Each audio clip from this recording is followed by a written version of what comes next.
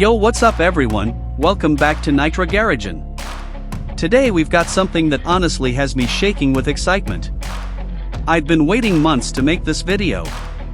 On my left, the 2024 Chevrolet Corvette ZR1, America's most powerful production car ever with 1,064 horsepower. Like, let that sink in for a second, over 1,000 horsepower. And on my right, the 2024 Porsche 911 Turbo S, the car that's been my dream since I was a kid watching Top Gear. I'm not gonna lie, I barely slept last night thinking about this comparison. This is American muscle versus German engineering. Raw power versus refined perfection. And honestly, my heart is racing right now just standing between these two machines. By the end of this video, you'll know exactly which one to buy, but more importantly, you'll understand why both of these cars are absolutely special.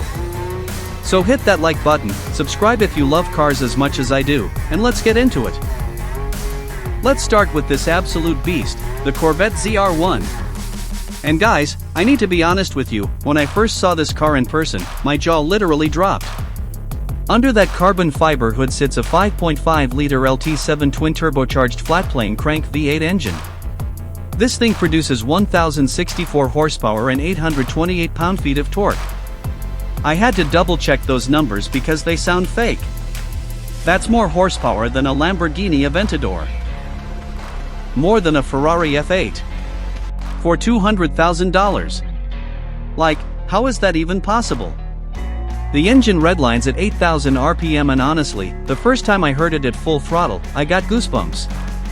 Power goes through an 8-speed dual clutch to the rear wheels only, which is absolutely insane when you think about putting over 1,000 horses through just 2 tires.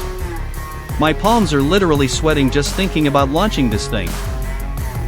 The chassis is carbon fiber throughout, and when the Chevy engineer showed me the construction, I was genuinely impressed. These guys really did their homework. The suspension uses magnetic ride control that adjusts 1,000 times per second, which is faster than my brain can process what's happening.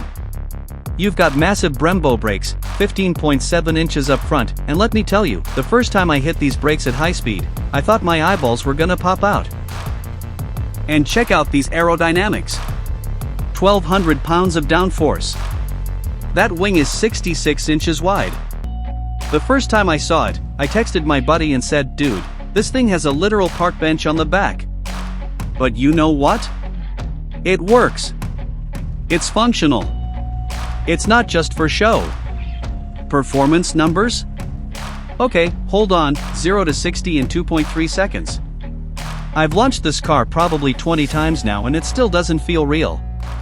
Quarter mile in 9.6 seconds. Every single launch feels like my stomach is trying to escape through my spine.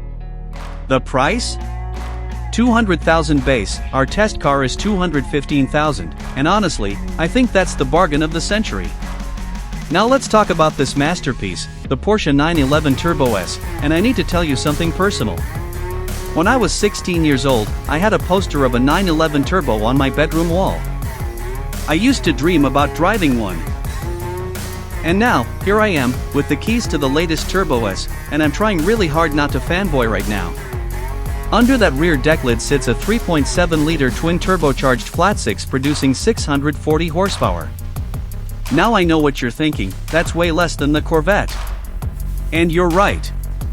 But trust me, Porsche has some serious magic happening here. This has Porsche's legendary PDK transmission, and guys, this might be the best transmission I've ever used. Shifts happen faster than I can blink. Plus, sophisticated all-wheel drive that feels rear-wheel drive until you need traction, then boom, instant grip. And rear-wheel steering. The first time I experienced this at low speeds, I literally laughed out loud in the car.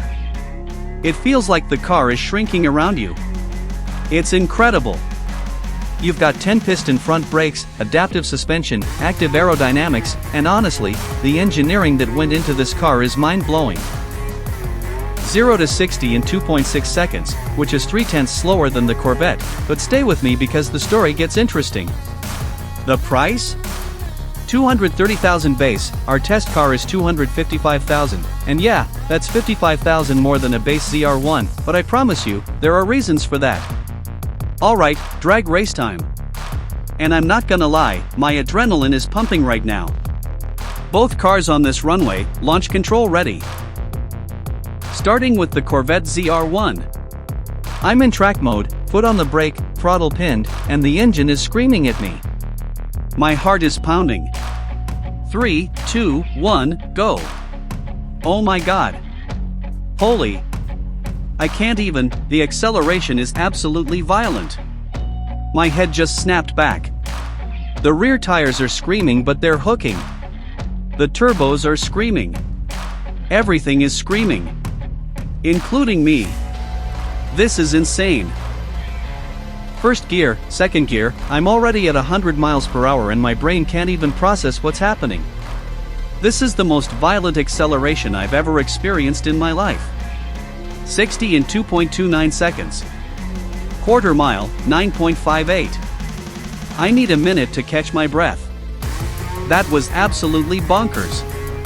Okay, now the Porsche, and honestly I'm a little nervous because that Corvette launch was traumatic in the best way possible. Sport Plus mode, launch control armed, here we go. Oh wow. It's so different. The all-wheel drive just hooks and goes. There's zero drama, it's like being on a rocket sled. So smooth but so fast. The PDK is banging through gears. This feels more controlled but still incredibly fast. 60 in 2.65. Quarter mile 10.48. The Corvette absolutely destroys it in a straight line. That extra power is undeniable. But here's what's interesting, and this is me being totally honest, the Porsche felt more confidence-inspiring. The Corvette felt like I was wrestling a beast. The Porsche felt like a precision instrument. Both are incredible but totally different experiences. Now here's where it gets really interesting. Track time. And guys, I spent an entire day at this track with both cars, and what I discovered genuinely surprised me. Starting with the ZR1. Track mode engaged, and honestly, I'm both excited and a little scared. Here we go. Turn 1, holy moly, these brakes are strong. Into the corner and wow, this thing rotates. The rear end is talking to me. I can feel everything. The magnetic dampers are doing their thing. Down the straight, oh my goodness, the acceleration. 150, 160, 170 before turn 4. At these speeds the downforce is working and you can feel the car getting planted. Through the technical section, okay, I need to be really careful with the throttle here. With 1,000 horsepower to the rear wheels, one wrong move and I'm spinning. It's exciting but it's demanding. You need to be smooth, precise, focused. There's no room for mistakes. I'm gonna be real with you, after 3 laps, my hands are cramping from gripping the wheel so hard. My heart rate is probably 150. This car keeps you on edge in the best way. Final lap time, 128.3. That's seriously fast. But I'm exhausted. In a good way, but exhausted. Now the Porsche. And okay, I've been driving 911s for years, but this Turbo S is something else. Sport Plus mode, here we go. Turn 1, I can brake so much later than the Corvette. The nose just dives and turns. The rear wheel steering is making this feel like a go-kart. Through the corner, the grip is unbelievable. On exit, here's the magic, I can just hammer the throttle. The all-wheel drive puts it all down. No drama, just grip and go. Down the straight, the PDK is lightning fast.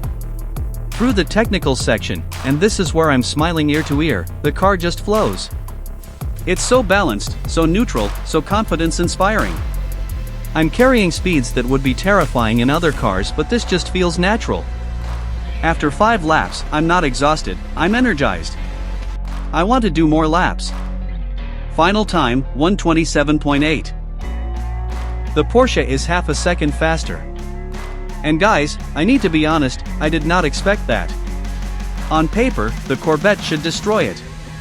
But on a real track with real corners, the Porsche's all-wheel drive, rear-wheel steering, and perfect balance make it faster. This genuinely surprised me and it's a testament to Porsche's engineering. Let's talk about daily driving, and this is where things get really personal for me. I drove the ZR1 for a week as my only car. First of all, the attention is overwhelming. I stopped at a gas station and literally 15 people surrounded the car. A kid asked me if I was a race car driver. An old guy told me about his 1967 Corvette.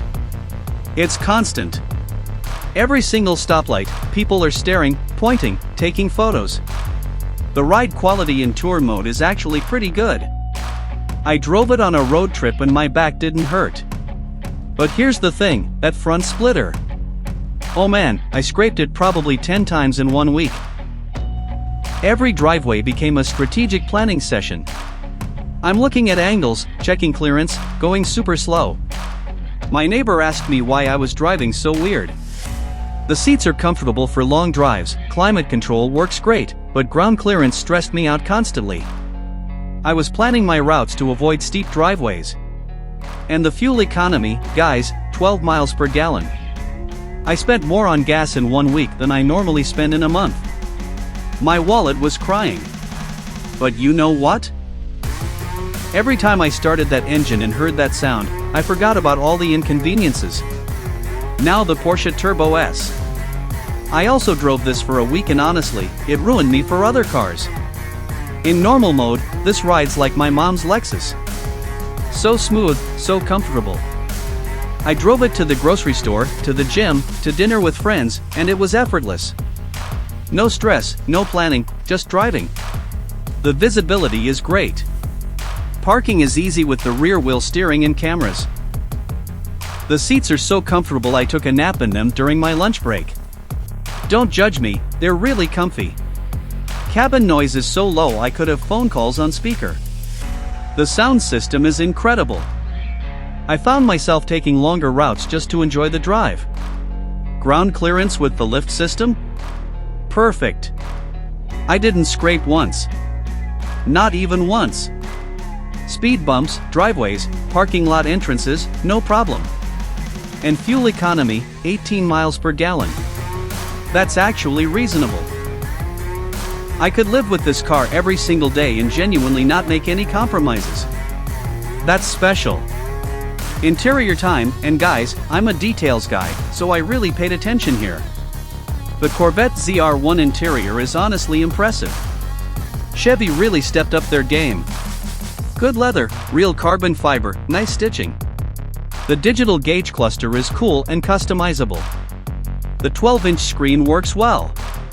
Apple CarPlay connects instantly.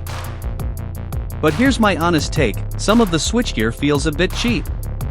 The climate control buttons feel plasticky. The door handles feel hollow. It's good, it's improved, but it doesn't feel like a $200,000 exotic. I sat in the Corvette for probably 2 hours just checking everything, and it's nice, it's sporty, it's functional, but it's not luxurious. It's a really good sports car interior, not a supercar interior. Now the Porsche. Oh man, the first time I sat in the Turbo S, I literally whispered wow to myself. The leather is so soft. The stitching is perfect. Every surface feels expensive. The seats are like a hug from a supportive friend. I spent probably 3 hours just sitting in the Porsche in my garage, touching everything, checking build quality, and everything is flawless. The steering wheel feels perfect in my hands. The switches have satisfying clicks. The touchscreen is fast and responsive.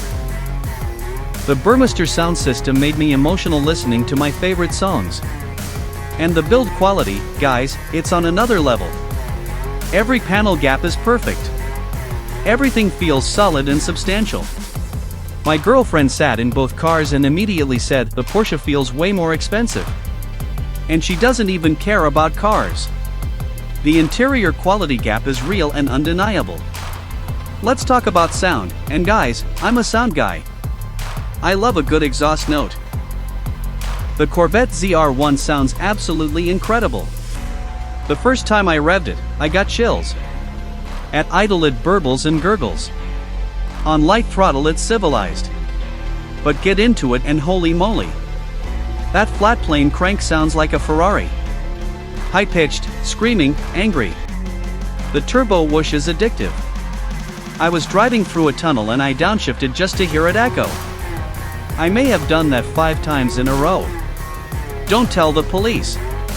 The pops and crackles on overrun made me giggle like a child. I'm a grown man giggling in a car. This sound is emotional. It's special. It's something you'll never get tired of. I recorded it on my phone and sent it to all my car friends. The Porsche Turbo S sounds, well, it sounds good but refined. At idle there's a nice flat 6th thrum. Under load there's a decent growl. The turbos whistle. But it's all very controlled and civilized. Even with the sport exhaust, it's not that loud. My girlfriend could have a phone conversation while I was doing pulls on the highway. With the Corvette, she had to yell. The Turbo S sounds purposeful and mechanical, but it's not emotional. It doesn't give you goosebumps. The Corvette wins the sound battle decisively. That ZR1 exhaust note is one of the best I've ever heard. Styling and presence. The ZR1 looks absolutely bonkers. That wing. The first time I saw it in person I laughed because it's so big. It's ridiculous. In the best way. People literally stop what they're doing to stare. I saw a guy almost walk into a pole because he was staring. Kids lose their minds. I had a 10-year-old follow me through a parking lot asking a million questions. His dad apologized, but I loved it. The presence is undeniable. You cannot miss this car. It's loud, it's dramatic, it's in your face. Some people love it, some people think it's too much. My friend said it looks like a Hot Wheels car. I took that as a compliment. The Porsche looks like a beautiful, elegant 911. Timeless design that will still look good in 20 years. But here's the thing, most people don't notice it. I parked it at a mall and nobody cared. With the Corvette, I came back to 15 people taking photos. The Turbo S is understated, sophisticated, subtle. If you want anonymity, it's perfect. If you want attention, you'll be disappointed. I personally love both approaches for different reasons. The Corvette makes me feel like a celebrity. The Porsche makes me feel like a secret agent. Value and ownership costs. The ZR1 at $200,000 delivers insane performance per dollar. Nothing comes close. I ran the numbers probably 10 times because I couldn't believe it.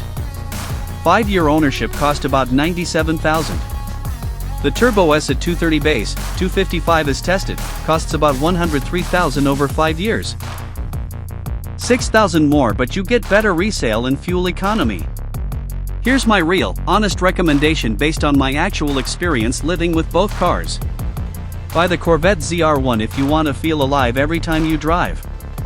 If you want that incredible sound. If you love attention and drama. If it's a weekend car. If you prioritize straight-line speed. If you want the best performance per dollar. If you want to modify it. The ZR1 is special and unique.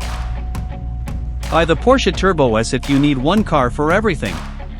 If you value refinement and luxury. If you want the best track performance. If you need all-wheel drive. If you want the interior quality. If you prefer subtle elegance.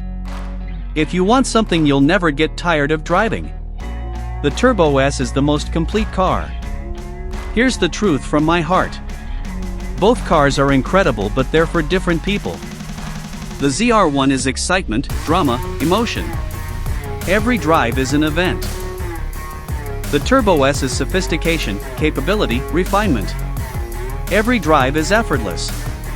I loved my week with the ZR1. It was thrilling and exciting. But I could live with the Turbo S forever and never want anything else. If this was my only car? Turbo S without question. If this was a weekend toy? ZR1 all day. But honestly, you can't go wrong. These are two of the best supercars ever made. Drop a comment, Team Corvette or Team Porsche? Which speaks to your soul? If this helped you, hit that like button. Subscribe for more real, honest car content. Thanks for watching. This is Nitrogaragen, and remember, life's too short for boring cars. See you in the next one.